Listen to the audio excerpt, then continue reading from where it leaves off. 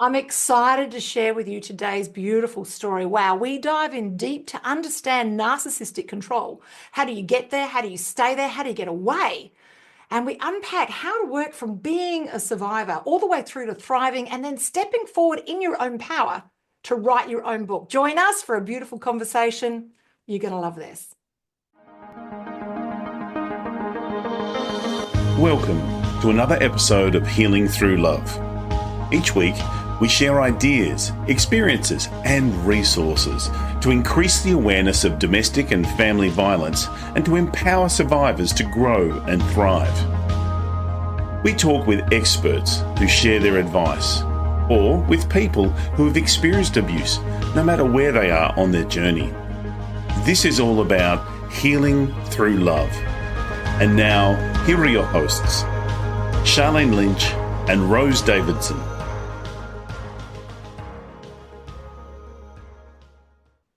Welcome to the Healing Through Love podcast. I'm Sharlene Lynch, and together we're shining a light on hope, resilience, and transformation in a journey to end domestic violence. Each week, we bring you inspiring interviews with changemakers, survivors, advocates, and experts who are making a difference in the lives of those affected by family and domestic violence. Whether you're on a healing journey or you're supporting someone who is, this is a space for powerful stories, practical tools, and heartfelt inspiration. Let's heal through love. I'm very excited today. We've got a very, very special guest with us, and her name is Azadeh Atzberger. Say that twice. I'm going to keep practicing it. She is a distinguished 3 times best-selling author and esteemed founder of Finally Free Life. This sounds absolutely fascinating, and I can't wait to dive in. Serving as a transformational life coach and couples coach. Ooh, I want to know more. Renowned as a visionary behind the 12 steps for narcissistic abuse recovery, she draws from her own journey as a trauma survivor of domestic and sexual abuse and a triumphant conqueror of addiction. I love this. She has her profound passion lies in empowering individuals to navigate trauma and find the freedom to manifest the lives they inspire to lead. Love, love, love this. We are sisters. I've now been sober 10 years, and that's after 3 decades of addiction. So let's talk about, if you're okay to talk about the Oh, story that got you here. oh, thank you so much for having me. It is an honor and a privilege to share my story with you. Thank you for the introduction. So my story is, and congratulations on 10 years of sobriety. It's a big, big deal. And in December, I took 23 years. And yeah, I get to say I didn't drink or do drugs in my 30s, 40s, and now 50s. So my story has, I didn't expect that emotion to come up. My story scares me, Sharlene. My story frightens me, but I will share it because it has to make sense. My story of abuse, if it's not shared, then it's hidden and it's giving power to the abuser.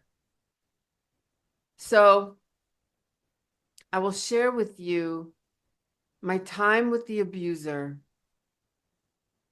was horrific, like all of us that have suffered from domestic violence. And I think about all I ever wanted, all I ever needed, all I ever hoped for. What I really wanted in that relationship was to be loved and to be seen and heard. I really, really did. We talked about loving, you know, girl stuff and having fun with girly stuff and being feminine. But in that relationship, I wanted love. I wanted a connection. I craved it. And what I got was mental, psychological abuse. I got emotional abuse. I was betrayed. I had found, I'll just name the big ones that almost took me out. Was During our intimate sexual times, he was recording them. I didn't know. He was also recording other women when I was not with him sexually. He lied to me and said that he could not get me pregnant because he had had a vasectomy. He swore up and down, and here I am pregnant. Into his laughter of how he got me pregnant, he thought it was a joke and that it was funny. And when I threatened to not have his child, he held me hostage. He held me hostage doing drugs in front of me as I was withdrawing from the drugs and not giving it to me. It had become all of a sudden what he had done to me was an attempt and an assistance to take me to his next level of games, of abusive dark games. And after 4 days of being kidnapped in his home, not able to leave the house, I found a way to find my keys and run out the door. And when I ran out the door, I remember fire logs coming at my side because he saw that I left and he was literally 10 feet behind me.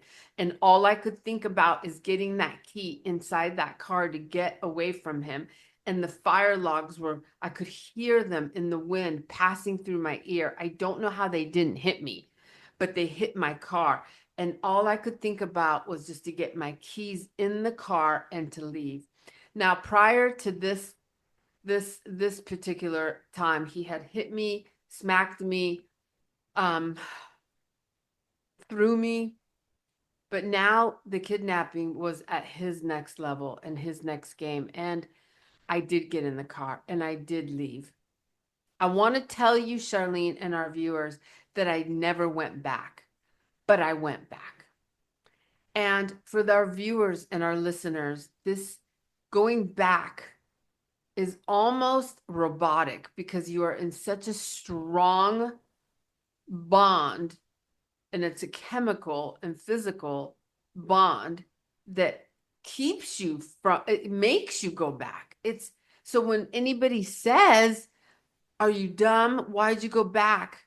Those aren't your people. Those are not people that are ignorant and arrogant and have no understanding. So I went back, not knowing I was in a deep trauma bond, just to do more drugs with him, just to be with him more, just to understand what was happening. Because the thing I didn't understand was that how can someone you love turn on you this way? How? When you didn't do anything. And even if you did something, how can this be? I was more shocked of who the monster that came out versus who I thought he was.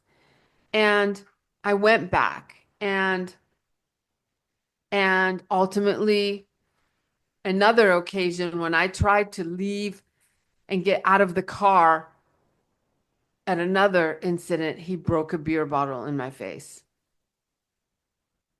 And I went to the hospital and the police were called on him. They slapped a restraining order on him, but I still went back. I went back and I didn't know whose behavior to be more shocked about, mine or his. Who goes back to such horror? Who goes back? Am I sadistic? Why would I do this? And when I was in the hotel room with him doing all these drugs and all the drinking, he was totally trying to break my brain by psychologically abusing me, telling me things that are happening that are not happening, things that I came with, like shoes that I didn't because he was hiding my shoe. He was just playing all these games. And I found the strength, Sharlene, to barefoot in a long t-shirt, walk to a payphone, because this is how long ago it was, and ask for help. But I didn't have the means to get to this shelter, to this place where I could get sober and away from him. They said I had a bed there, but I didn't have a car. I didn't even have shoes because somehow I came with shoes and now I don't have shoes. And I went back to the hotel room and I told him, hey, listen, my mom has left $200 for me to get out of her life, and she's done. No more money, no more her. I'm kicked out, but she's leaving me this last 200. Can you drive me there and we'll have more money for another hotel room and more drugs? That was my plan. And he said yes. So he drove me there because I didn't even know how to get home. I didn't even have bus money. There was no way. And I was at least 40 minutes of a drive from my house. And I was barefoot. And he drove me home. And that's when I knew this was my ticket. I jumped the fence, went inside the house, and I knew that this was going to be it. I called my mom and I asked her to take me to the shelter where I could get sober and get away from him. And I told him, because he's now calling the house, I told him that, listen, the cops are coming. You better get out of here. And when my mom came home, he left, and my mom came home and took me to a shelter. Did I completely stay away from him? No. Even in the shelter, I called him because I was withdrawing from the drugs and I was withdrawing from him. And he came, and the counselor there said to me, Azadeh, that's who I think it is, isn't it? I said, yes. And she said, you have literally 3 seconds to decide, do you want to live or die? And if you want to live, he leaves without you. But if you want to die, you leave with him. And in that moment, I had a moment of strength that I knew was going to go away at any second. And I told him he's got to go. And I turned around and walked inside that house. And I stayed. And I asked the people there to help me, hold me, help me not go back to drugs, the streets, and him, please. And I stayed for 90 days, Sharlene. And I was loved and I was cared for and I wept and I cried and I was scared, but I didn't want to leave now. Now I was in a shelter where I was loved, and sober sisters and people that cared about me and loved me, and they didn't want to leave me and I didn't want to leave them. But I was so afraid to leave that shelter because I didn't know if I'd see him, what was going to happen. I almost was more afraid of him. I mean, not as much afraid of him as I was of myself because I didn't trust myself now. I had lost self-control and self-trust 100% because I'd gone back to the horror show that I originally escaped from. What was in me that was doing that? And I didn't know that that was a trauma bond. So I got a support group, right? I got a support group, Sharlene, and stayed sober, started getting healing, started growing. You know, there was more ins and outs of that story, but I give you guys the big parts of what changed my life forever. It's so true that we go back, and it's 100% correct that the people around us that don't really get it, the first thing they say is don't go back, but they don't understand what's created in that moment and why we need to go back. So 100%. So my question is, what happened with the pregnancy? So I'm like still hanging. Did you go ahead with it? Is everything okay? How old's the child? Like, tell me. Yeah, I aborted the child. I was so scared because, and I know these are trigger topics, but my parents had told me if I ever get pregnant, they would shun me. And so I needed my parents and I was scared of him. So I went to a Planned Parenthood and aborted the child. And now, out the other side of this, you've grown and expanded. You've unpacked what it took to get you where you are, and you've written a beautiful book. Now, you've written several books. What was the first of the books that you've written, and was that more about your journey? Yeah, the first, thank you. The first book I wrote is called Using Food to Cope with Codependency. You see, I'm going to give you some back end on that, Charlene, is that I stayed sober, but I didn't really do the healing right away. So I switched addictions from alcohol and drugs to food, right? And so I was still not completely healed. And so that was what my first book was, because I switched. And then as I grew, then I wrote Adult Children of Narcissistic Abuse, Narcissistic Parents. And then my third book I co-authored as a counselor. I'm also a counselor.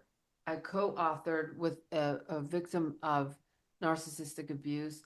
And then my fourth book is the workbook that helps people heal as a journey from their own home. If they can't afford a doctor, therapist, coach, and they just really want to dive in and purge out the violations of the abuser, it's a really good way. It uproots pain so that you can transcend it. I hear what you're saying. If I look back at my stories, Yeah. several of my perpetrators have been narcissists. Yes, and outside of that, in a working environment, I've had more than a few narcissists in my environment. And I didn't know, even though I dealt with them on a relationship basis and got myself out of that, that I still didn't understand the narcissists that were in front of me and how it was partly my challenge as to why I was still playing their game. So, like, that was a huge shift for me to realize that on one level or another, I was inviting them in because of my own behavior, because of how I felt about myself and how I just latched onto their level of certainty and clarity because I didn't have it in myself. So, yeah, powerful conversations in and around narcissism. Yes, and where does the buck stop? It sort of stops with us, doesn't it? They're going to do what they're going to do. We can't change their behavior, but we can choose not to be in their proximity and have that level of awareness around their behaviors. So, wow, that sounds like a fantastic book and a must read. I love it. I love it. So, what's next for you moving forward? In 2025, we've got some huge energetic shifts that have already happened, and there's more to come. What's in it for you? What are you doing moving forward? Yeah, I work with women in narcissistic abuse, and as you read so beautifully, I work with couples. Obviously, they both have to be willing. I don't, if I see a sign of a narcissist, I don't work with them.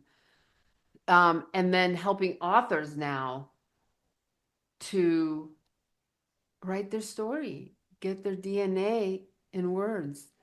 That's become my new and most beautiful shift in my work, is helping authors to write and empower them with, and it's not just abused victims, it's anybody, but that's, I want to help women that have been abused to rise, maybe even be a speaker, as I am a public speaker, help them be a speaker, to talk, to share, to write, and get their message out there. Because we do the healing, but then when we take it to the next level of trying to impact the world and raise awareness, then the abuse somehow makes sense.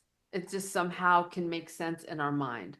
So Mm. that's what I'm doing. That's powerful. So this is in-house publishing, and people come to you to go through the process of writing the book, and then you help them publish. Is that right? That's right. A through Z. They can show up whether the book is written, partly written, never written. I'll take them wherever they are, and we take it all the way to the end and publish it. Design, edit, create, upload to Amazon, all of it. Oh, I love it. I love it. Just out of curiosity, being the business coach, business strategist that I am, how are Yes. you using AI in this process at all? Yes, some. Yes. Mostly I because I have found such internal rewards by navigating my inner world and connecting it to the words that match it. I guide my brand new authors to do that as well.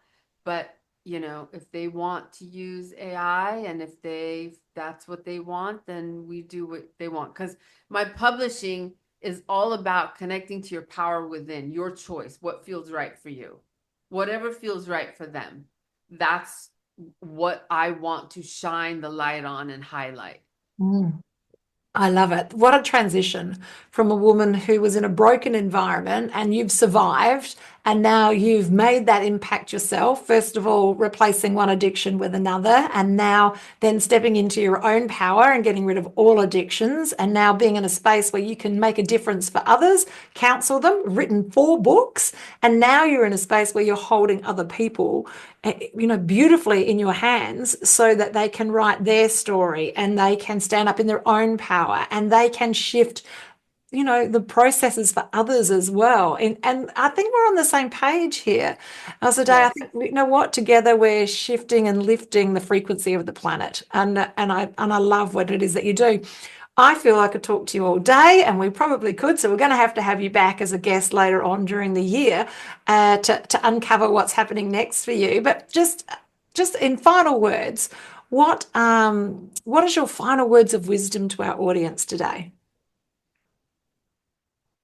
I would say, whether you're leaving an abuser, whether you're in the middle of a process of healing, whether you left the abuser and you're alone now and think, am I ever going to find love? Those are the 3 hardest places to be. But I want to say, don't give up. Don't give up on yourself and keep pushing through. Pain is the admission into a new life. Never, ever give up. Never, ever give up, and don't go back. Don't go back. Even if everything in you says, this time will be different. The trauma bond is lying to you. Don't go back. Oh, that is so powerful. Thank you so much for sharing that. If you're listening today and you're a survivor of family and or domestic violence, reach out to Healing Through Love. We conduct pamper days, think day spa on steroids, where we have hairdressers, makeup artists, we have beauticians doing facials, people doing chakra aligning, you name it. We have 25 different practitioners hold the space for you, all for free, so that you can see your true worth. And if you're listening today and you are a practitioner, you've got a gift and you want to hold that space for one day, just one day in your busy year, please reach out to Healing Through Love. We are now global and we have these pamper days all around the world. We would love to connect with you. That's a goodbye from us at Healing Through Love and a goodbye from you. Thanks, Azadeh. Thank you, Sharlene. Thank you for joining us for this episode of Healing Through Love. You can get further resources, see the show notes, or simply reach out to us via our website at htlaustralia.org. Thanks so much for joining us, and we look forward to your company next time on the Healing Through Love podcast.